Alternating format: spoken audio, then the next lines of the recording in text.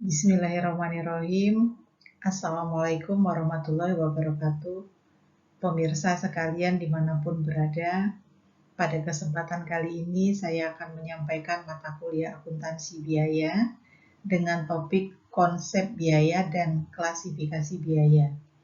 Video learning ini merupakan bagian pertama dari 2 bagian.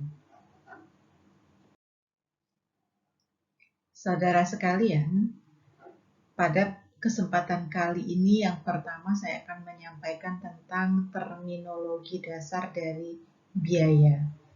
Ada beberapa istilah yang saya akan kenalkan terlebih dahulu sebelum kita belajar lebih lanjut tentang akuntansi biaya. Yang pertama tentang pengertian biaya. Jadi biaya itu adalah sumber daya yang dikorbankan untuk mencapai tujuan tertentu.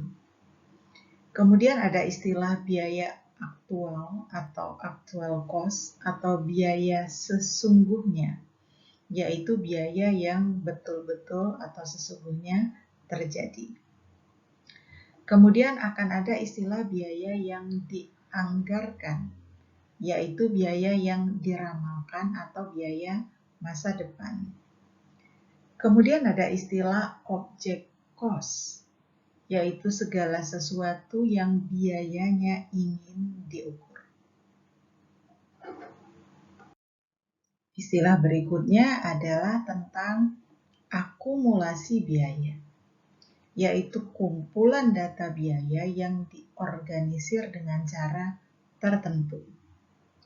Kemudian saudara, untuk pembebanan biaya, yaitu istilah umum yang meliputi pengumpulan akumulasi biaya sampai objek biaya, yang meliputi tentang menelusuri akumulasi biaya yang berhubungan langsung dengan objek biaya, kemudian mengalokasikan akumulasi biaya yang berhubungan tidak langsung dengan objek biaya. Saudara sekalian, bicara akuntansi biaya, maka utamanya kita akan bicara tentang biaya produksi. Saudara sekalian, biaya produksi itu bisa kita kelompokkan menjadi 3 bagian, yaitu biaya bahan langsung, biaya tenaga kerja langsung, dan biaya overhead pabrik. Biaya bahan langsung bisa disebut juga dengan biaya bahan baku atau disingkat BBB, biaya tenaga kerja langsung atau direct labor, biasa juga disingkat BTKL, dan biaya overhead pabrik boleh disingkat BOP. Saudara sekalian, untuk biaya bahan langsung atau biaya bahan baku ini adalah bahan baku sendiri merupakan bahan yang membentuk bagian menyeluruh dari produk jadi. Maka semua pengeluaran yang terjadi untuk memperoleh bahan baku sehingga siap untuk dipakai itu adalah biaya bahan baku. Ya, jadi biaya bahan baku ini mudah untuk ditelusuri secara fisik ya ke produk. Contoh biaya bahan baku kalau untuk perusahaan mebel itu adalah papan, kayu, ya. Bahan baku untuk membuat roti misalnya ada telur, gula, terigu. Bahan baku untuk membuat gula itu contohnya tebu, ya. Jadi merupakan bahan yang membentuk bagian menyeluruh dari produk jadi. Saudara, ada juga yang namanya bahan penolong. Ya. Jadi kalau bahan penolong ini digunakan untuk produksi yang tidak diklasifikasikan sebagai bahan langsung. Bahan penolong, istilah lainnya juga adalah bahan pembantu. Ya. Nah, kemudian biaya tenaga kerja langsung, biasa disingkat BTKL.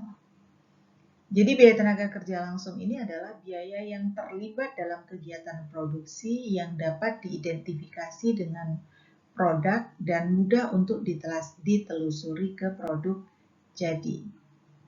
Ya. Nah, ada juga indirect labor atau biaya tenaga kerja tak langsung. Nah, biaya tenaga kerja tak langsung ini adalah biaya tenaga kerja yang terlibat dalam produksi, ya, tetapi tidak diklasifikasikan sebagai tenaga kerja langsung. Yang terakhir adalah biaya overhead pabrik. Saudara, biaya overhead pabrik adalah biaya mencakup biaya produksi yang tidak termasuk dalam biaya bahan langsung dan biaya tenaga kerja langsung. Ya, termasuk di sini adalah biaya tenaga kerja tak langsung dan biaya bahan penolong. Jadi biaya bahan pembantu atau biaya bahan penolong dan biaya tenaga kerja tak langsung itu menjadi bagian dari biaya overhead pabrik. Namun ada elemen lain, ada biaya lain yang termasuk ke dalam komponen biaya overhead pabrik, misalnya biaya listrik, biaya sewa gedung pabrik, ya, kemudian biaya pemeliharaan gedung pabrik, itu termasuk ke dalam biaya overhead pabrik. Biaya bahan bakar itu juga biaya overhead pabrik. Saya ulangi, jadi contoh biaya overhead pabrik adalah biaya bahan penolong, biaya tenaga kerja tak langsung, biaya bahan bakar, biaya listrik, biaya sewa gedung pabrik, asuransi gedung pabrik, depresiasi gedung pabrik, depresiasi mesin. Ya, itu contoh dari biaya overhead pabrik. Pemirsa sekalian, tadi diketahui bahwa elemen biaya produksi terdiri dari biaya bahan langsung atau biaya bahan baku yang disingkat BBB, biaya tenaga kerja langsung yang disingkat BTKL, dan biaya overhead pabrik. Saudara sekalian, biaya tenaga kerja langsung bersama dengan biaya bahan baku biasa disebut biaya utama. Sedangkan biaya tenaga kerja langsung bersama dengan BOP biasa disebut biaya konversi. Saudara, ketika kita menghitung harga pokok produksi nanti akan ada istilah tingkat penyelesaian. Akan ada tingkat penyelesaian biaya bahan baku, tingkat penyelesaian biaya tenaga kerja langsung, dan tingkat penyelesaian biaya overhead pabrik.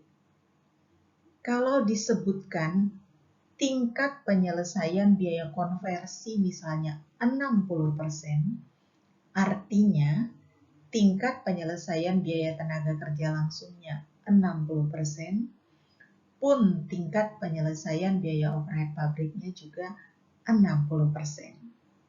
Ya. Saudara, tadi kita bicara biaya produksi, sekarang biaya non-produksi. Biaya non-produksi itu terdiri dari biaya pemasaran dan biaya administrasi dan umum. Biaya pemasaran bisa terdiri dari biaya promosi, biaya iklan, biaya angkut penjualan, ya. Kemudian biaya administrasi kadang juga bersama-sama dengan biaya administrasi dan keuangan, ya, atau biasa juga disebut biaya administrasi dan umum. Nah, saudara berbicara tentang persediaan, maka dalam perusahaan manufaktur persediaan itu sudah lebih kompleks dibanding perusahaan jasa atau perusahaan dagang. Kalau dalam perusahaan dagang ada persediaan barang dagangan, maka dalam perusahaan manufaktur jenis persediaan itu akan lebih kompleks. Dalam perusahaan manufaktur akan ada istilah persediaan bahan baku. Ya, jadi kalau dalam perusahaan bakery yang namanya persediaan bahan baku itu bisa terdiri dari gula, telur, terigu, susu, ya, itu adalah persediaan bahan baku. Kalau kemudian ada vanili atau bahan pengembang, itu contoh dari bahan penolong. Nah, saudara, ketika bahan baku tadi sudah diolah, misalnya sudah di mixer atau masih di dalam oven, maka itu adalah persediaan barang dalam proses. Ya, kalau kemudian produk tadi sudah selesai dimasak, ya, maka akan menjadi atau bernama persediaan barang jadi. Ya. Saudara, klasifikasi biaya boleh kita biaya bisa kita klasifikasikan berdasarkan pola perilaku biaya. Apabila biaya kita klasifikasikan berdasarkan pola perilakunya, maka akan ada biaya tetap, biaya variabel, dan biaya semi variabel. Ya. Saudara, biaya tetap, biaya variabel adalah biaya yang totalnya berubah sebanding dengan perubahan volume kegiatan, tetapi biaya per unitnya tetap. Ya. Sedangkan biaya tetap atau biasa dikenal juga dengan fixed cost itu merupakan biaya yang dikeluarkan oleh perusahaan dalam kondisi konstan, ya, maupun umumnya tidak mengalami perubahan, ya, tidak mengalami peningkatan maupun penurunan meskipun jumlah barang atau jasa yang dihasilkan itu berubah.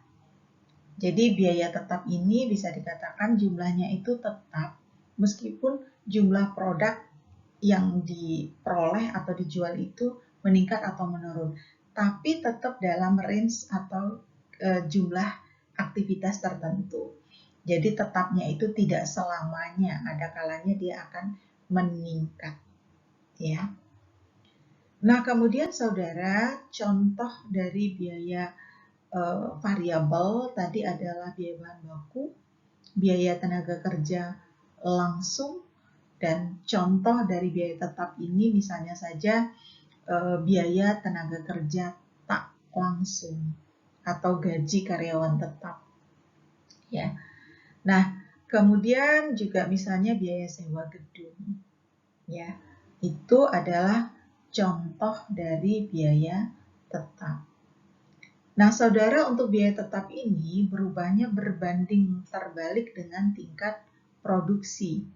Jadi, seiring dengan semakin banyaknya unit yang diproduksi, maka biaya tetap itu akan tersebar ke semakin banyak unit dan dampaknya semakin banyak unit yang dihasilkan tentu biaya tetapnya akan semakin kecil. Ya. Nah, kemudian yang ketiga adalah biaya semi variabel. Saudara, biaya semi variabel ini mengandung unsur tetap dan variabel.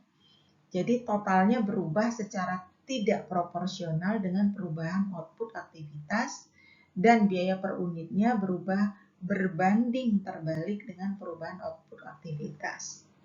Nah, berdasarkan pengertian tersebut dapat dinyatakan bahwa biaya semi variabel ini berarti mengandung unsur biaya tetap dan biaya variabel.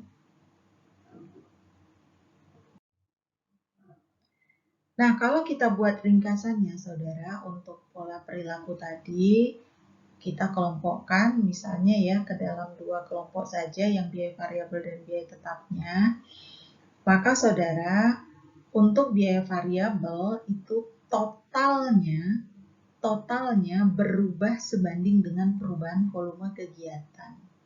Lebih banyak produk, maka totalnya akan bertambah lebih banyak. Ya. Tapi biaya per unitnya, kalau biaya variabel ini, biaya per unitnya tidak berubah. Sedangkan biaya tetap itu totalnya tidak berubah. Ya, totalnya tidak berubah. Nah, biaya per unitnya lah yang berubah.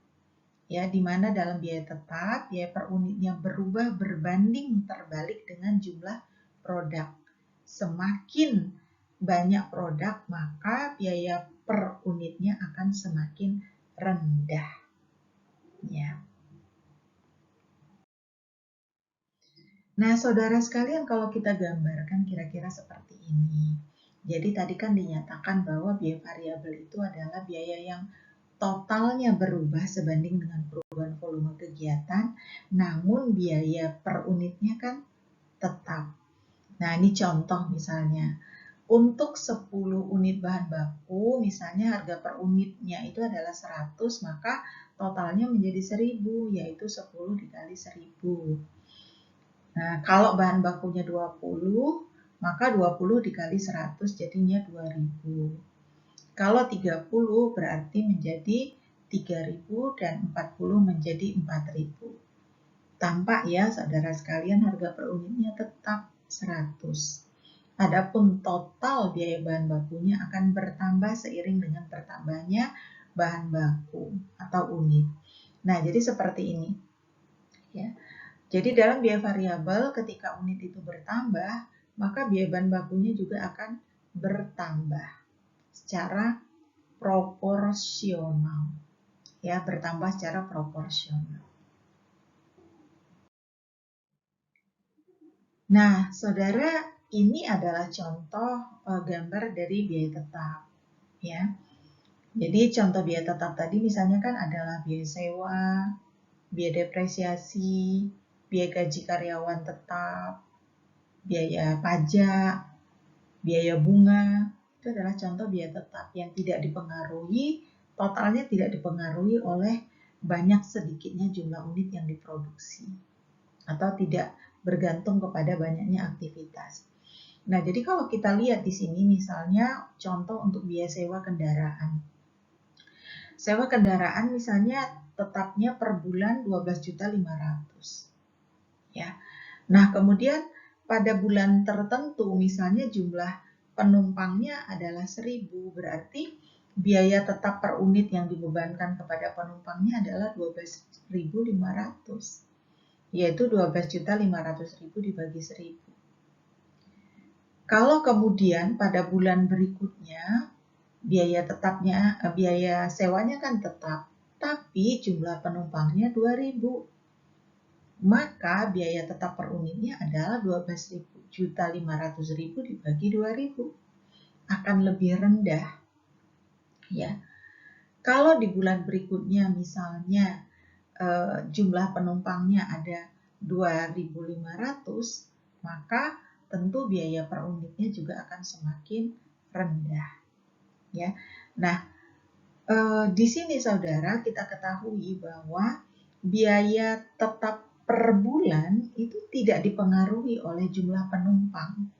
Jadi mau jumlah penumpangnya sampai 2.500 pun gitu ya, biaya tetapnya itu sama di sini. Ya, biaya tetapnya tetap meningkat di sini. Ya, tidak meningkat maksud saya, tetap di sini. Ya. Nah, saudara sekalian, kemudian untuk biaya semi variabel, ya. Jadi biaya semi variabel ini kan mengandung unsur tetap dan variabel.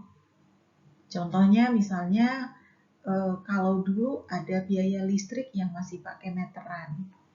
Nah, biaya listrik itu yang pakai meteran itu akan ada biaya bulanan, administrasi bulanan. Jadi listrik itu dipakai atau tidak dipakai, dinyalakan atau tidak dinyalakan, tetap akan membayar biaya administrasi bulanan. Nah, seiring dengan bertambahnya pemakaian listrik, maka total biaya listrik itu akan semakin bertambah dan bertambah. Begitu juga dengan biaya telepon rumah ya. Nah, itu ada biaya administrasi bulanan. Begitu telepon itu dipakai dan dipakai, maka totalnya akan bertambah. Ya. Begitu juga dengan biaya pemeliharaan mesin. Ya, misalnya biaya pemeliharaan mesin itu berapa? 100.000 misalnya. Lah kemudian seiring dengan bertambahnya spare part yang dibutuhkan untuk pemeliharaan tersebut, maka nanti totalnya juga akan bertambah. Ya. Nah, sehingga saudara sekalian di sini untuk biaya semi variabel titiknya tidak dari 0.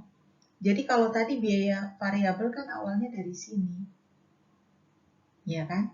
Dari sini kemudian dia akan meningkat naik. Kalau biaya tetap tadi dia akan dari sini tapi kemudian lurus. Lurus dia tarik ke kanan. Tetap. Nah, kalau biaya semi variabel ini dia awalnya dari titik sini, dari biaya tetap, kemudian dia akan bertambah, meningkat. Nah, seperti ini. Ya. Nah, maka yang biaya ini adalah biaya tetap bulanan. Ya. Nah, di sini adalah yang merupakan biaya variabel peningkatannya. Nah, jadi misalnya biaya listrik ya. Biaya listrik sudah ada unsur biaya tetapnya di sini.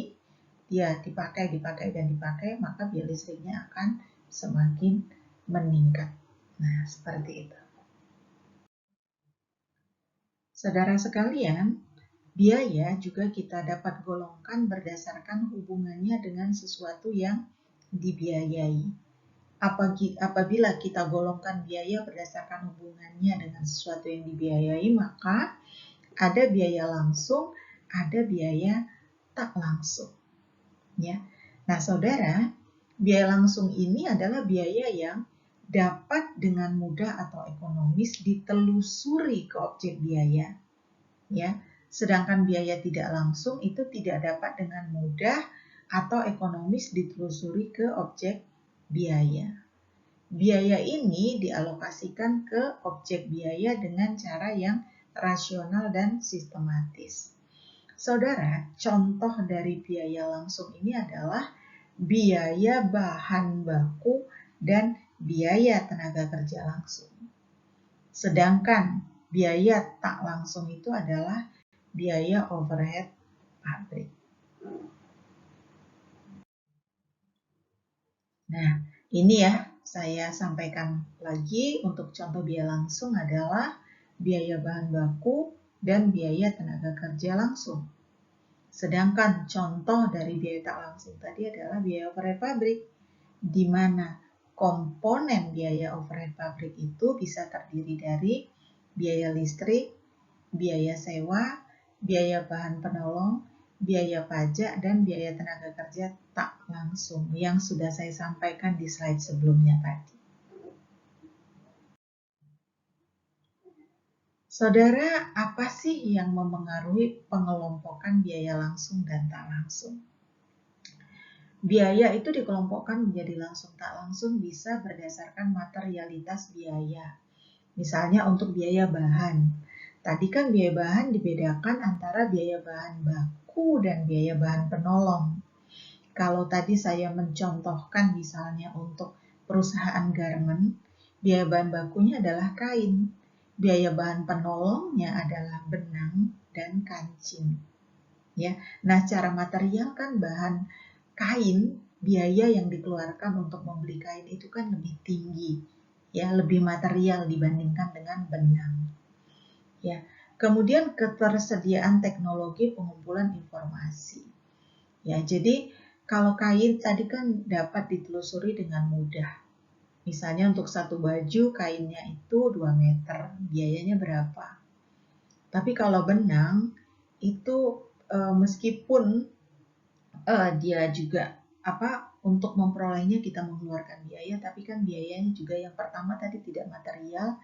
Kemudian untuk menelusuri ya berapa jumlah benang yang tertempel di dalam kain itu juga tidak begitu penting. Ya. Nah, kemudian faktor yang berikutnya untuk pengelompokan langsung dan tak langsung itu adalah tentang desain operasi.